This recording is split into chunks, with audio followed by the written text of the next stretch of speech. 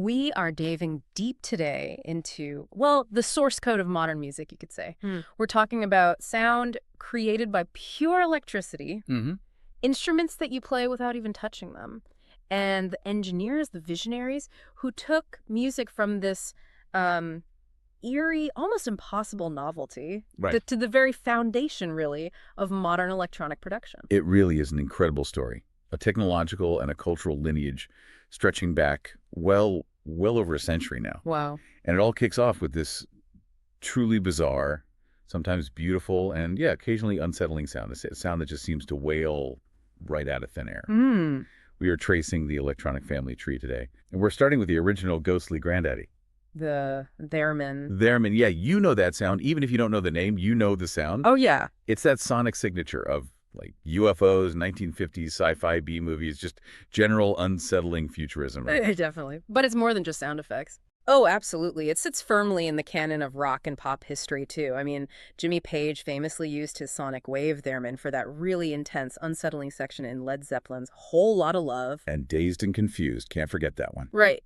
And Brian Wilson, he used a replica, didn't he, to capture that soaring, kind of ethereal element in the Beach Boys' Good Vibrations. Yeah, that high whistling melody line. That's based on a theremin sound. But the theremin is so much more than just a novelty instrument, even with those iconic uses. Sure. It is the crucial conceptual predecessor. Our mission today really is to unpack how the invention of this contactless sound machine, this theremin, created a blueprint for electronic control. And how that blueprint directly inspired Robert Moog, the brilliant engineer who, interestingly, was the theremin builder first. That's the key link. He then took that basic idea, sound generated and controlled by voltage, and turned it into the portable, the commercially viable synthesizer that, well, it revolutionized how we create music forever. That foundation really is everything, isn't it? The name Robert Moog, it's just synonymous with synthesis today. It is. But he literally started his professional life designing and selling theremins. He ran R.A. Moog Co. out of his parents' basement, I think, while he was getting his Ph.D. at Cornell. That's right. So he wasn't just influenced by Lev Theremin. He was actively building instruments based on Theremin's original design. This is where the past truly connects to the future. It's a direct line. So let's start right at the very beginning then. Over a century ago, in post-revolutionary Russia, with Lev Theremin himself. Oh, yeah, Theremin, yeah. And he wasn't just some curious musician tinkering away, was he? No, not at all. He was a serious Russian physicist and a radio engineer working for the Soviet military. He was deep in the cutting-edge technology of the time. That combination, musician and engineer, seems critical here. It really is. This wasn't, some bohemian artist messing around. This was a state scientist dealing with highly advanced radio technology. And the birth of the theremin around 1918, it was famously, well, an accident. An accident? How so? Theremin was working on a powerful transmitter receiver. It was designed for security applications, maybe monitoring gases or detecting movement remotely. And he noticed that the electromagnetic fields around this device were actually reacting to his presence, to his body. He noticed these weird, high-pitched feedback sounds, right? Exactly. He realized that if he changed the capacitance, that's the electromagnetic field around the device, at a distance, just by moving his hand through the air, the sound's pitch changed. Wow. He essentially turned the instrument, or the space around it, into a kind of living antenna that responded to proximity. No touching involved. So we should probably pause here and maybe try to explain the science a bit simply, because that conceptual leap is what makes the airman the ancestor of, well, all electronic instruments. Yeah, good idea. The fundamental mechanism is called heterodyning. Okay, heterodyning. Let's unpack that jargon a bit. What does that actually mean for the person just waving their hand around? Right. So heterodyning is basically the principle of interference, like when two waves combine. The theremin uses two high-frequency radio waves, two oscillating signals. One is fixed, completely steady. The other one is variable. Okay. Your hand, acting like a big living conductor, interferes with that variable signal. It causes its frequency to drop just slightly. Right, because my hand is there in the field. Exactly. Then the instrument takes the difference between those two high radio frequencies. When that different signal is shifted down electronically, it falls into the range of human hearing. It becomes a frequency we can actually register as an audible tone. Ah, okay. So if I move my hand closer, the difference changes, the pitch goes up, and if I move it away, the pitch goes down. Precisely. You control the pitch by moving one hand near the vertical antenna, and then you control the volume, or the amplitude, by moving your other hand closer to or further away from the horizontal loop antenna. It's pure contactless sound sculpting. That's it. No strings, no keys, no need for breath control, nothing physical to impede the sound production itself, just your hands in the air. The sheer novelty of this must have just been revolutionary at the time. I read Jason Dobney, a musical instruments curator. He quite rightly describes it as the first successful electronic instrument. It just completely broke the mold. It absolutely did. And the success was pretty immediate. The prototype was built in 1919, and it debuted publicly in 1920. But the instrument's real moment of high geopolitical theater came when Lev Theremin went on this extended tour of the U.S. and Europe in 1927. Now, this wasn't just an artistic tour, was it? It had other dimensions. Oh, not at all. It was officially sponsored by the Soviet government. They were using Theremin and his amazing invention as a kind of cultural and scientific showcase to demonstrate Soviet technological superiority to the West. Wow. So it was partly propaganda? You could certainly see it that way. When Theremin debuted at the Metropolitan Opera, the New York Sun reported that the audience was, and I quote, pleased, entertained, and a bit awed. I mean, they were watching something that looked like magic. Right. But it was being presented as cold, hard science from this rising technological power. And this connection also led to some intriguing later theories. The performer Dorit Chrysler, she suggests the persistent Russian spy theory about Theremin. Oh, yeah, I've heard that. Was likely just the scientist fulfilling his obligation, reporting back to the government that funded his entire tour. Seems plausible. Geopolitics aside for a moment, the price tag alone marked it as high technology, didn't it? Absolutely. When the commercial RCA units went on sale, they were $175. Now, that doesn't sound like much, but it was equivalent to over $2,600 in 2019. Whoa. This is a significant luxury purchase for the jazz-age elite. You needed serious disposable income to get one. Henry Ford's son, Edsel Ford, is actually documented as having owned one. An elite gadget. Definitely. And what's truly enduring about Lev Theremin's contribution isn't just the strange noise it made, but the philosophy behind it. He saw his invention as fundamentally challenging the constraints of Western music theory itself. How so? Theremin stated this quite directly in a 1928 New York Times interview. He said, "My apparatus frees the composer of the despotism of a 12-tone scale and offers infinite new tonal possibilities." Wow. Despotism of the 12-tone scale. That is a huge statement of intent. Centuries of European musical dogma being challenged by a Russian scientist and essentially 2 radio waves. It's not just hyperbole either. It's a practical reality of the instrument itself. Unlike a piano or an organ with fixed keys, the theremin doesn't naturally stick to discrete fixed pitches. Right, because the pitch changes, smooth, continuous. Exactly. Since pitch is controlled by continuous motion in the air, the theremin is inherently microtonal. It offers basically infinite pitches between C and C sharp, for example. It allows a composer to explore tonalities and scales that Western music had largely ignored or couldn't easily produce. And that concept, that pitch freedom, became a really core element of the 20th century avant-garde, didn't it? It absolutely did. It also gives the instrument its uniquely expressive and, sometimes unnerving quality. That's what I was thinking, that sort of vocal quality it had. Precisely. Yeah. Dorit Chrysler calls the effect the Houdini effect, noting how it seems to just defy physics. But she really emphasizes its profound connection to the human voice, because the slightest muscular tremor or fluctuation in the performer's hand position is immediately translated into a pitch change. The instrument transmits the emotional state, anxiety, happiness, anger, just like the natural human voice does with its subtle inflections. Paul Robeson, the great singer and activist, recognized this vocal nature and actually toured with the instrument in 1940. Amazing. But despite this initial cultural shockwave and the high-profile use, the invention sort of languished after 1938, right, when Theremin fled back to the Soviet Union under mysterious circumstances. Yeah, it really fell out of vogue for a while, until the 1950s when Hollywood rediscovered its distinct, eerie, and kind of futuristic quality. That's when it got firmly cemented in all those sci-fi soundtracks. Right, the sound of aliens landing. Pretty much. But today, the resurgence is actually much broader. It's moving way beyond just being a novelty sound effect. We see it in academic composition, experimental music, performance art. You mentioned the contemporary performer Dorit Chrysler earlier, who's linked to the New York Theremin Society. She even performed at the Large Hadron Collider at CERN.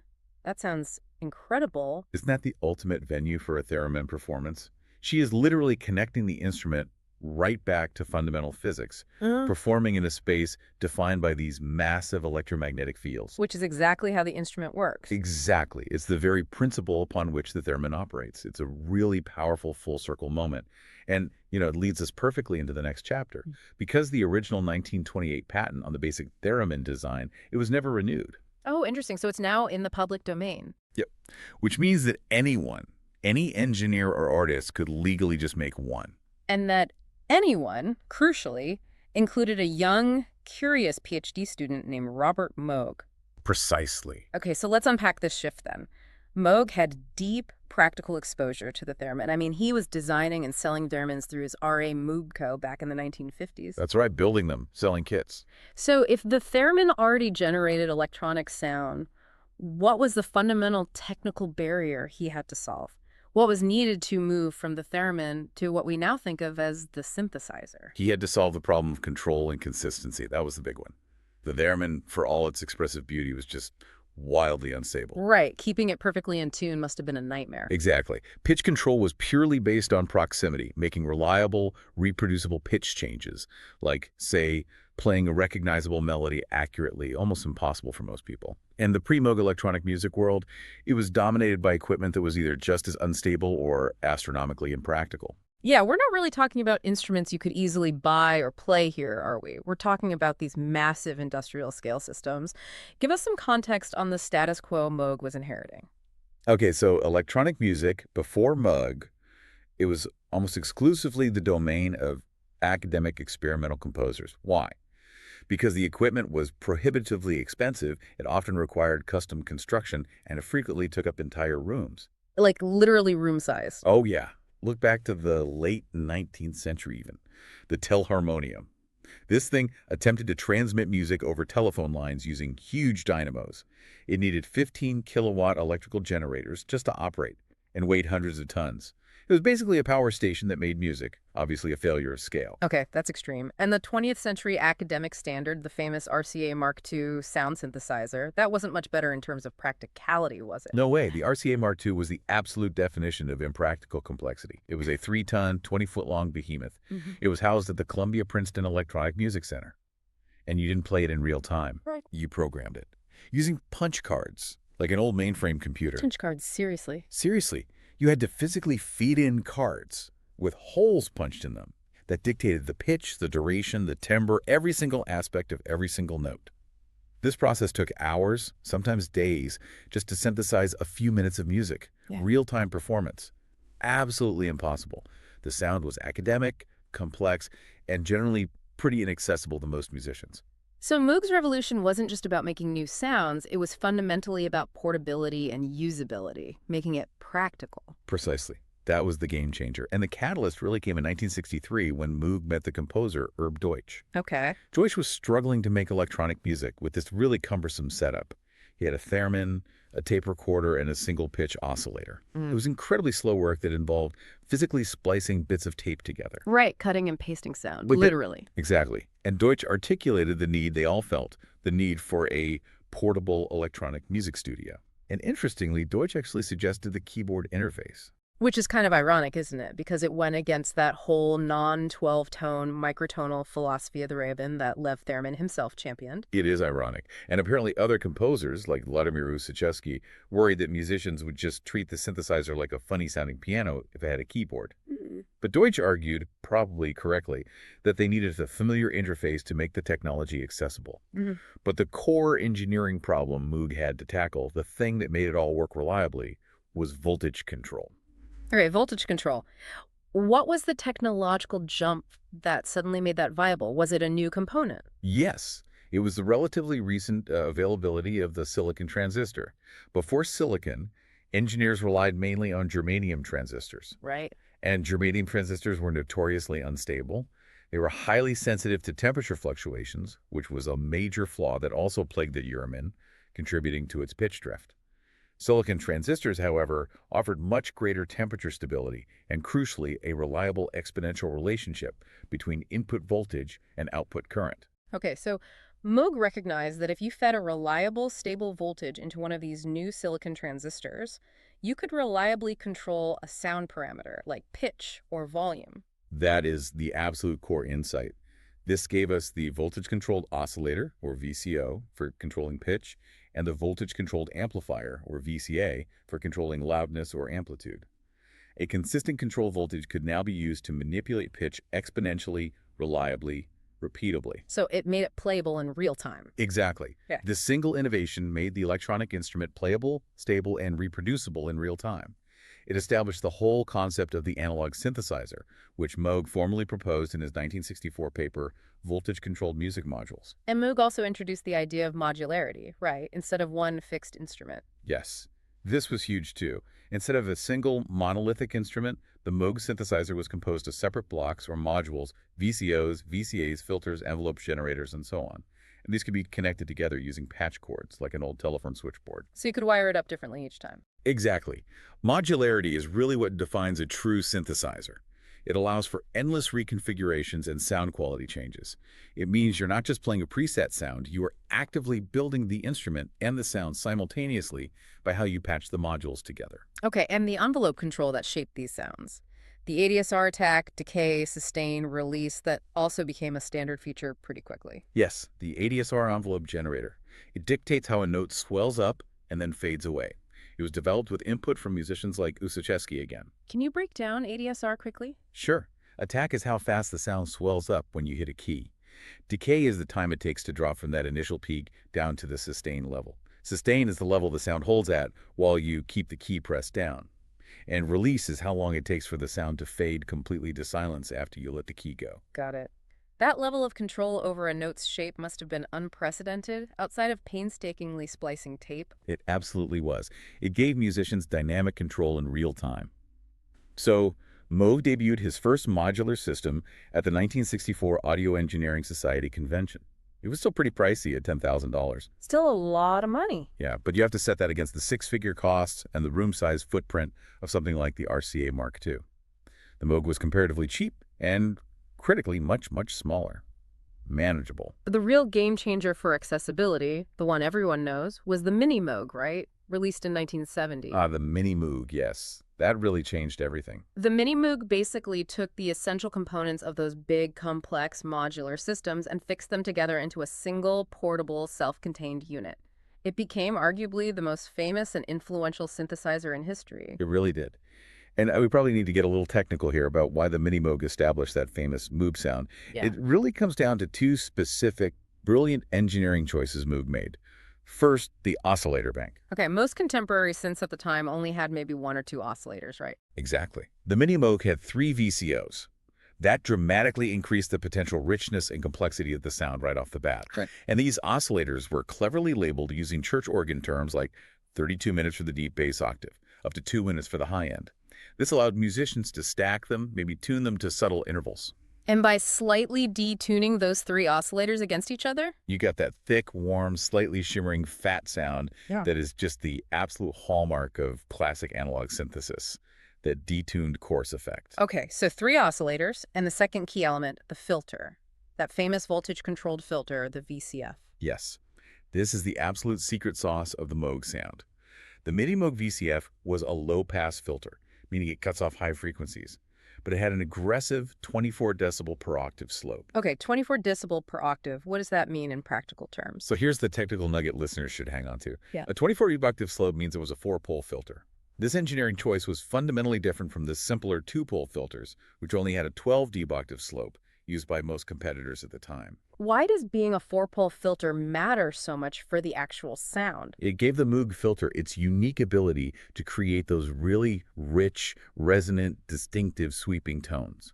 And critically, a 4-pole design allows the filter to self-oscillate. Meaning what? Meaning when you crank up the resonance control, sometimes called emphasis or Q, the filter itself actually starts generating its own pure sine wave tone. You can tune this tone with the cutoff frequency knob, effectively using the filter like an extra oscillator. Wow. This aggressive resonant filter gives the Minimoog its characteristic cutting-edge sound, and when you overdrive the input slightly, it produces that specific warm distortion that really defines the classic, powerful Moog sound. It's musical, it's powerful, it's instinctive. This all sounds incredible, technologically revolutionary, but we should probably address the great foible, the Achilles heel of these early analog systems, instability. Ah, yes, the temperamental nature in the Moog. It's part of the charm, maybe. Even with the more stable silicon transistors, the analog oscillators still drifted quite rapidly with small changes in temperature. So you tune it up, and then 5 minutes later. It could be out of tune again, especially if the room temperature changed or even just the heat generated by the instrument itself warming up. And, critically, if the scaling was incorrect, meaning the relationship between keys wasn't a perfect octave, then even if one note was in tune, the rest of the keyboard would be progressively out of tune. That must have made live performance pretty stressful. Oh, definitely. It required constant manual tuning checks and scaling adjustments for the Minimoog. You often see pictures of keyboard players tweaking knobs between songs. And yet Moog himself later reflected, didn't he, that the absolute accuracy and perfect regularity of later digital systems sometimes detracted from an aspect of the sound that is somehow pleasing and comfortable to our ears. He missed some of that imperfection. That is such a core takeaway regarding the perceived musical warmth of analog versus digital. Moog's success came not just from achieving reliability through voltage control, but maybe from retaining a kind of controlled instability, that slight, pleasing pitch drift, the subtle variations between oscillators. It's something digital systems later fixed in the name of perfect pitch. But maybe lost something in the process. Exactly, that imperfection, that aliveness, is part of the magic that musicians still value in those old analog synths today. Okay, so once Moog created the tool, this incredible instrument, the revolution was really in the hands of the musicians, wasn't it? Absolutely. Moog always saw himself, very humbly, as a toolmaker. He often deferred musical judgments to his users, the composers and performers. People like Wendy Carlos. Exactly. He focused on providing the best possible engineering.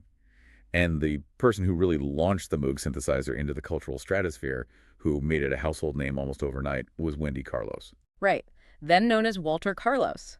She was an early customer, already an established experimental composer. She'd even worked with that massive, complex RCA Mark II at Columbia Princeton, right? She had, so she knew the academic side of electronic music.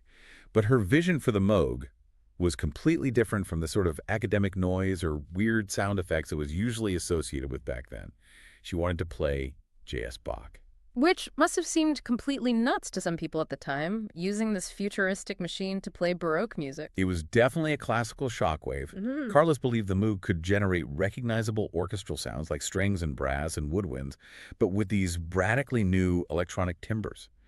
And this was just astonishing to audiences who previously only associated electronic music with bleeps and noise or sci-fi effects. And the resulting album, Switched-On Bach in 1968, it was just a phenomenon, wasn't it? Oh, huge. It wasn't just a hit. It was the first classical album ever to go platinum. It sold over 1 million copies. It completely repositioned the Moog synthesizer. It wasn't just a scientific curiosity anymore. It was presented as a legitimate, expressive musical instrument capable of great beauty and complexity. It really tapped into the counterculture, the psychedelic movement, the sheer intellectual curiosity of the late 60s. That album single-handedly made the Moog a must-have studio synthesizer for pop hits. But despite the massive success of Switched-On Bach, adoption in rock and pop was actually pretty slow initially, wasn't it? It was surprisingly slow. By 1970, apparently only about 28 Moog modular systems were owned by musicians worldwide. They were still rare and expensive. Early experimental users included people like Richard Teitelbaum and the electronic pop duo Perry and Kingsley. Right. So who was the bridge? Who helped get this complex machine into the hands of rock bands? The essential bridge between the academic world and the rock studio was really a guy named Paul Beaver. Paul Beaver, okay. Beaver was this forward-thinking jazz drummer, actually, but he became fascinated by synthesis. He was crucial in introducing the Moog to commercial recordings, acting as a programmer and session player.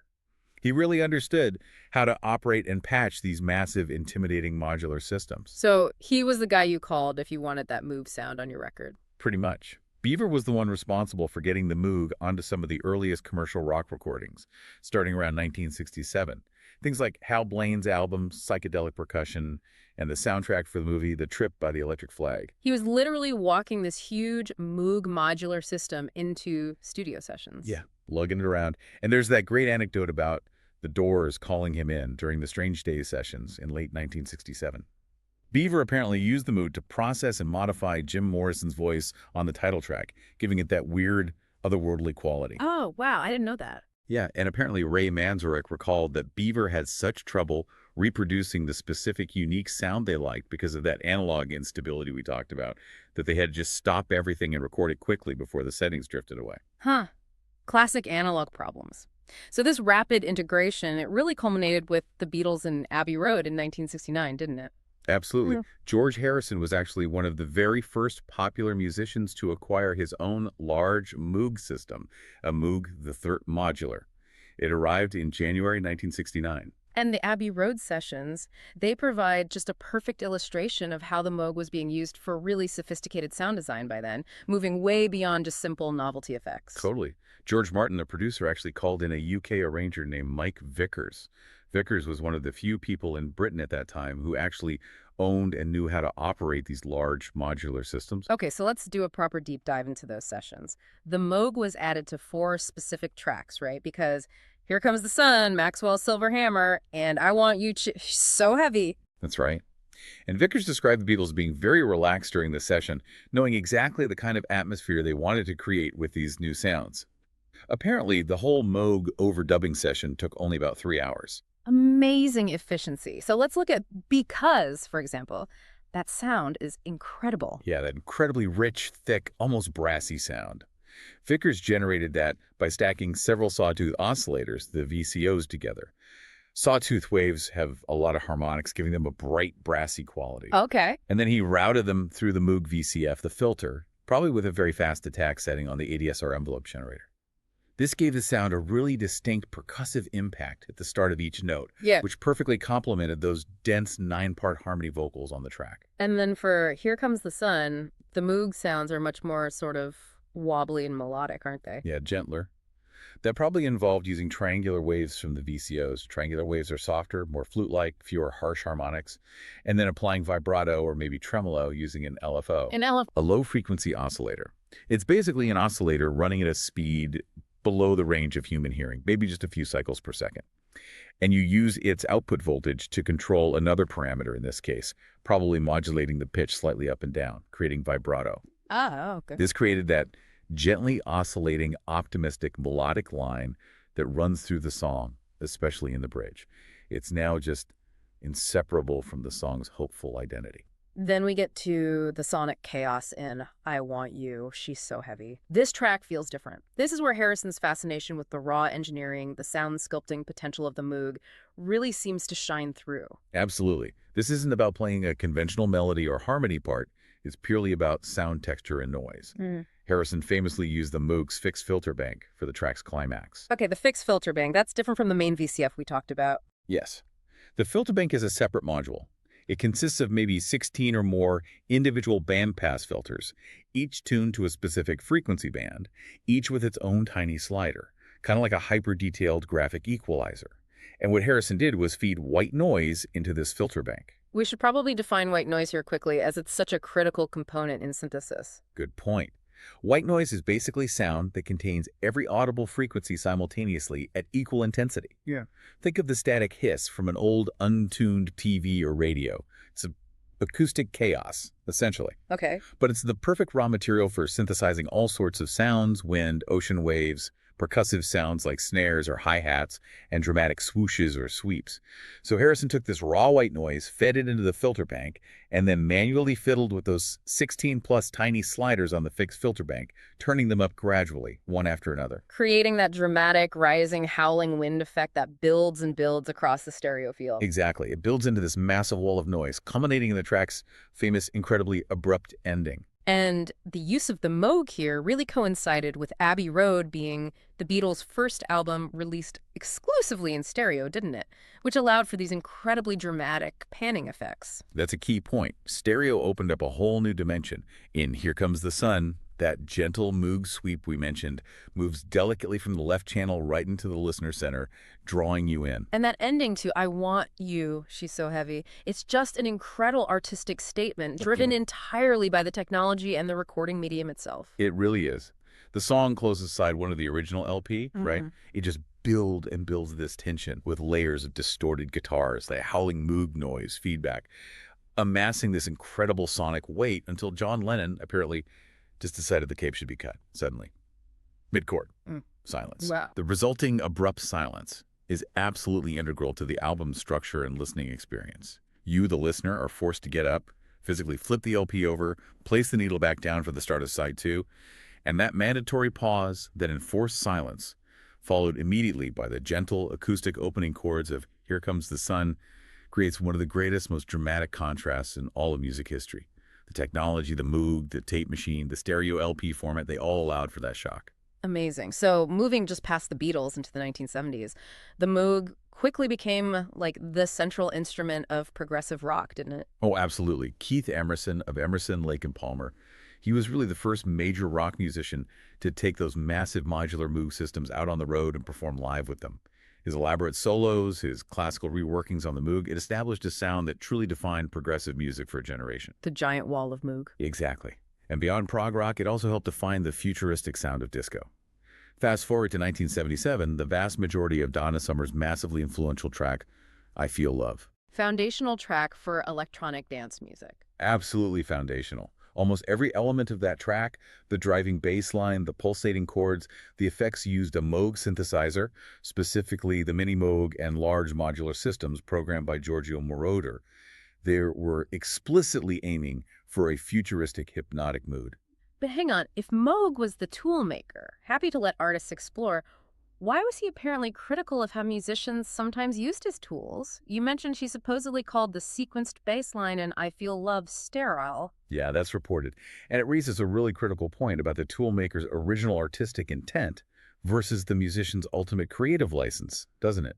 Moog, it seems, saw the synthesizer primarily as a source of new sounds and entirely new modes of musical expression. Okay. He was often a bit uneasy, apparently, when musicians used it simply to reproduce familiar acoustic instrument textures, or, perhaps more pointedly in the case of sequencing, when they used it to create highly repetitive, completely automated rhythms. Because the sequencer removed the human element. Potentially. The sequencer, while technologically brilliant and hugely influential, could be seen as removing that spontaneous, expressive, slightly imperfect human element from the performance. An element which Moog, perhaps unconsciously echoing the original philosophy of theremin with its direct human control, always seemed to value. So he was maybe worried that sequencing sacrificed that expressive imperfection, that human performance aspect, for a kind of mechanical, maybe cold perfection. That seems to be the tension, yeah. And that philosophical point takes us directly to the next logical question. The question of the control system itself, beyond the keyboard. Right. We've spent a lot of time talking about the keyboard as the main interface for the Moog. But Robert Moog himself wasn't particularly devoted to it, was he? No, not at all. He apparently saw the keyboard as merely, quote, something that was available. It was familiar. It was there. But not necessarily the best way to control the incredible range of sounds his machines could actually generate. He actively believed that the optimum control system for synthesis probably didn't exist yet. He was always looking. So he was deeply interested in finding other kinds of controllers. Controllers that could maybe exploit the expressive potential of voltage control more fully than just on-off keys. Exactly. He experimented quite a bit. For instance, he worked on keyboards that had a special position-sensitive coating on the surface of the keys. Position-sensitive? How would that work? It meant that musicians could potentially control parameters like vibrato speed or filter cutoff or loudness based on exactly where their finger was placed on the key surface, maybe forward or backward or side to side. It offered the possibility of two-dimensional control within a single key press, adding layers of expression. But that raises the important psychological barrier, doesn't it?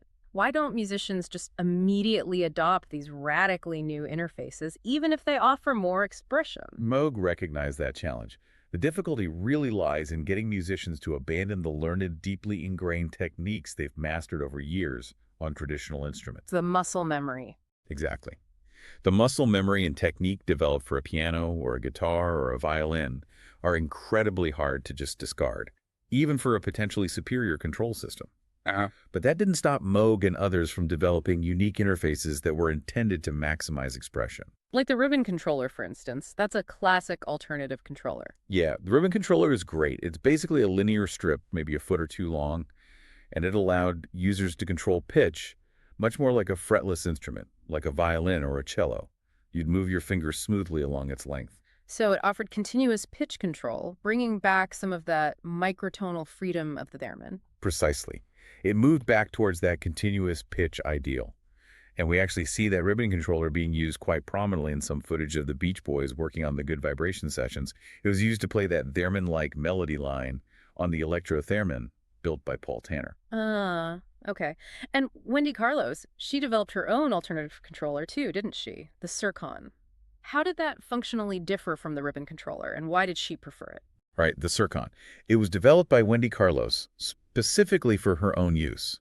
Instead of a linear strip, the Circon was a rotational pointer that moved through about 180 degrees to control pitch. So circular motion instead of linear. Yeah. While the ribbon is linear, the Circon was circular. Apparently, it offered a kind of visual feedback as it rotated that Carlos preferred, and it made subtle pitch adjustments perhaps easier and more tactile for her specific way of working. It was really a preference based on feel and expressiveness, which just shows again how Moog's tools were continually evolving through direct collaboration with the artists using them. Moog's interest in these alternative control systems, and really in the whole future of sound generation, also led him to collaborate, or at least have contact, with another really critical, if slightly eccentric, electronic pioneer, Raymond Scott. Ah, Raymond Scott, yes. A fascinating figure. Moog recalled going out to Scott's massive 4-story house on Long Island sometime before 1957. This was when Moog was still primarily in the business of selling their min sub-assemblies and kits. Scott contacted Moog to obtain some of these electronic parts for his own experimental instrument, which he called the Clavavox. And what Moog saw at Scott's house, it was apparently mind-blowing. A whole world of electronic music generation before widespread voltage control. It sounds like it was an absolute industrial wonderland. Scott, who most people know from his hyperactive cartoon music like for Bugs Bunny. Yeah, that manic sound. That's him. He was also a serious pioneer in electronic music technology and its commercial use in jingles and background music. Moog was apparently just astonished by Scott's immense home-built electromechanical sequencer. This system predated silicon transistors, remember. It used racks and racks of old telephone switching technology specifically, stepping relays. Stepping relays, like in an old phone exchange. Exactly, these mechanical switches. And this sequencing system produced its own unique sonic texture, didn't it? Just by operating. Yes. Moog vividly remembered the entire room just going clack, clack, clack, clack. The actual physical sound of these mechanical relays clicking open and shut, turning sound events on and off mechanically to produce these complex, precise, rhythmic patterns. Scott was essentially synthesizing sound and rhythm using a precursor to the digital sequencer, but built out of industrial hardware. He was creating avant-garde electronic music in this giant mechanical contraption. Incredible. Okay, connecting back now to the early days of the Moog modular synthesizer itself, we need to bring up an important early, though perhaps largely overlooked, performer who was putting Moog's own sequencer technology to both philosophical and practical use very early on. Doug McKechnie. Ah, yes, Doug McKechnie. He's sometimes called the missing link in early synth performance history. He managed to get his hands on one of the very first Moog Modular Series 3 systems, apparently serial number 004, way back in 1968. Wow, number 4. That's early. Incredibly early. And he was out performing and giving lectures about the instrument within weeks, making him one of the very first people to use Moog's newly developed step sequencers in a live performance context. And McKechnie's approach wasn't just technical, it was deeply philosophical, wasn't it? Almost cosmic. It really was. Yeah. Apparently, he had a foundational college course that involved, believe it or not, using LSD as a tool to study communications. Seriously? That's the story. And this experience apparently led him to believe that, quote, all things manifest in waveforms, and even that the distances between planets relate somehow to the musical octave. So he approached the Moog not just as a musical instrument, but as a kind of tool for understanding the universe's underlying rhythmic and sonic structure. That's pretty profound. And he used a wonderful, simple analogy to demystify the synthesizer during his lectures, didn't he? Connecting the technical components to something everyone understands. The human voice. Yes, it's a great analogy. He explained that the human vocal cords act like the synth's oscillator. They're the basic sound source. The teeth and lips, shaping the start and end of a sound, act like the envelope generator. And the interior architecture of the mouth, changing the tone, acts like the synth's high and low pass filters. That is a perfect example of explaining something complex simply. Taking synthesis concepts and grounding them right back in human biology. Exactly. ELI 5, 60 years early. But Touring with this massive temperamental 9-oscillator Moog modular system presented huge logistical and technical challenges back then. I can only imagine the pitch stability issues we talked about. Right, extremely sensitive to temperature changes. And he traveled with 2 sequencers plus a massive sound system all packed into a van. Which leads us to his infamous performance anecdote, the Altamont Free Concert in December 1969. Ah, Altamont, the chaotic counterpoint to Woodstock. Not exactly an ideal environment for sensitive electronic gear. Definitely not. So McKechnie was trying to deliver this thrilling, high-concept electronic music moment to this huge, chaotic crowd. He decided to run a very wide ramp wave from one of the oscillators. A ramp wave? Yeah, it's a type of waveform. He wanted to sweep its frequency from very low, about 55 cycles per second, which is around A1 on a piano, all the way up to the edge of human hearing, around 20,000 cycles per second. A huge sweep. Okay, sounds dramatic. And here is the crucial technical detail that leads to the chaos.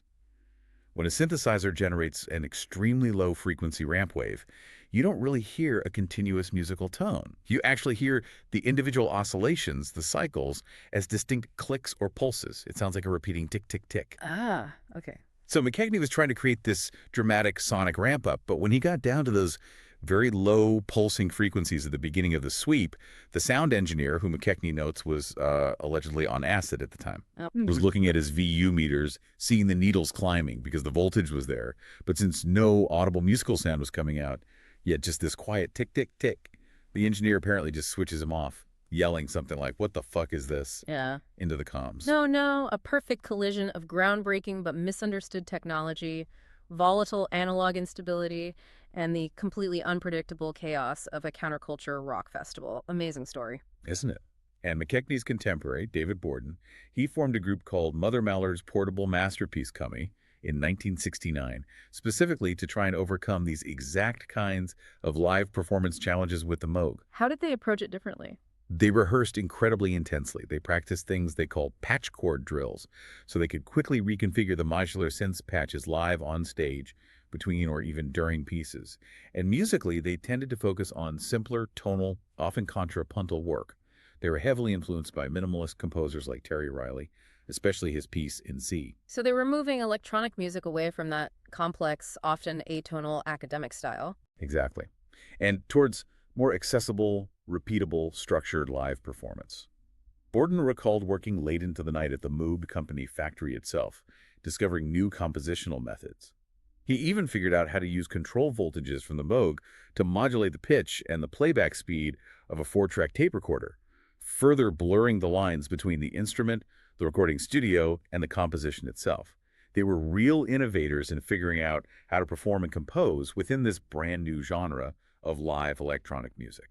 So when we look back at Robert Moog himself, that consistent trait that comes through is his humility, isn't it? He really viewed himself foremost as a toolmaker. He really did. He consistently focused on providing the best possible engineering, the best tools he could make, while generally empowering the artists, people like Wendy Carlos, Herb Deutsch, Keith Emerson, to define the actual musical language that would be spoken with those tools. He always stressed that the synthesizer was a source of new sounds, not intended as a replacement for human musicians or human creativity. And he always seemed to understand his place in a much broader historical timeline, didn't he? He was quite clear he wasn't the inventor of the synthesizer concept itself. No, he was very clear on that. He saw himself as the great popularizer and, maybe more importantly, the systematizer of existing ideas. The Moogseum, the interactive museum, dedicated to his work and legacy in Asheville, North Carolina, quite rightly honors something like 34 distinct key developments spanning over a century of electronic music history. Their timeline starts way back in 1897 with Thaddeus Cahill's massive telharmonium. Moog simply made the core concept of voltage-controlled electronic sound practical, accessible, and reliable for the modern musician.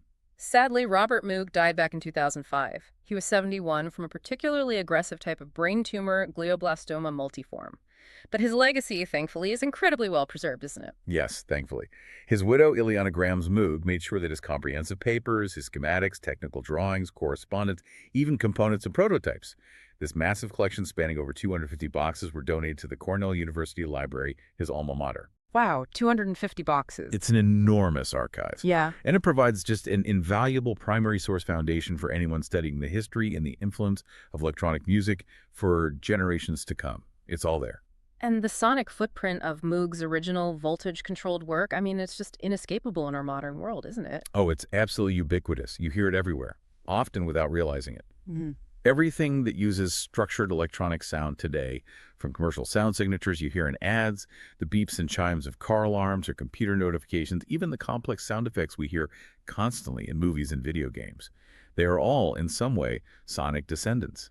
They derive directly from Moog's original foundational principles of voltage-controlled oscillation, filtering, and developing sound over time. So we began this whole deep dive today with the theremin, right? That unique Eerie machine that first captured Moog's imagination and inspired him. And we should probably conclude by just remembering its own enduring influence. You mentioned earlier that Lev Theremin's original patent from 1928 was never renewed. That's right. Which means the basic theremin design itself is now in the public domain. Which allows that foundational cycle of invention and inspiration to continue, doesn't it? Exactly. Anyone today, an engineer, an artist, just a curious hobbyist, can take that fundamental idea of controlling sound with electricity and proximity, just like Robert Moog did as a curious teenager building kits in his basement. And they can explore entirely new electronic sound possibilities, paying that knowledge, that inspiration, forward. Hashtag tag outro. Wow, what an absolutely extraordinary journey that was. Tracing this direct lineage from the ethereal, microtonal, purely gesture-based sound of the theremin. Yeah, that alien wail in the dark. All the way to the analog powerhouse of the Moog synthesizer, the sound that defines so much 20th century music. The key really was that transformation, wasn't it? The theremin proved, conceptually, that sound could be generated and controlled purely by distance and electricity. Moog, through his brilliant innovation of stable voltage control and user-friendly modularity, transformed that core concept. Right. He took it from being this unstable academic curiosity, sometimes housed in a massive punch card-driven room, and turned it into a playable, relatively reliable, relatively portable cultural staple, an instrument used by absolutely everyone, from Wendy Carlos meticulously recreating Bach cantatas to the sonic architects of the Beatles crafting studio masterpieces. It fundamentally redefined not just how music is made, but maybe even what music is or could be. And it leaves us with, I think, a really provocative final thought. It's based on advice that the legendary sci-fi writer Robert Heinlein once gave, which Wendy Carlos remembered Robert Moog himself echoing. When you receive a truly valuable gift or wisdom or knowledge, you can't really pay it back to the source. You must pay it forward. That's powerful. And that spirit of paying it forward, of building tools not just for yourself, but for the next generation of creators, that really feels like Moog's true, enduring legacy. We learned today that pioneers like Doug McKechnie were using the human voice itself as an analogy for the synth, always seeking more intuitive, more expressive control. If Moog were alive today, still restlessly searching for that elusive optimum control system, what would he be advocating for? Would he be exploring systems that mimic human muscular effort, maybe? Or even direct biological signaling, moving way beyond just finger control on keyboards and touchscreens? It's fascinating to think about. He always believed in providing the best engineering possible and then trusting the musician, the artist, to make the art, right?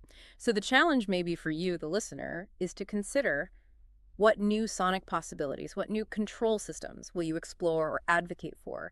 How will you use the tools and the philosophical framework that Robert Moog and Lev Theremin, in their own ways, paid forward to us? Something to think about.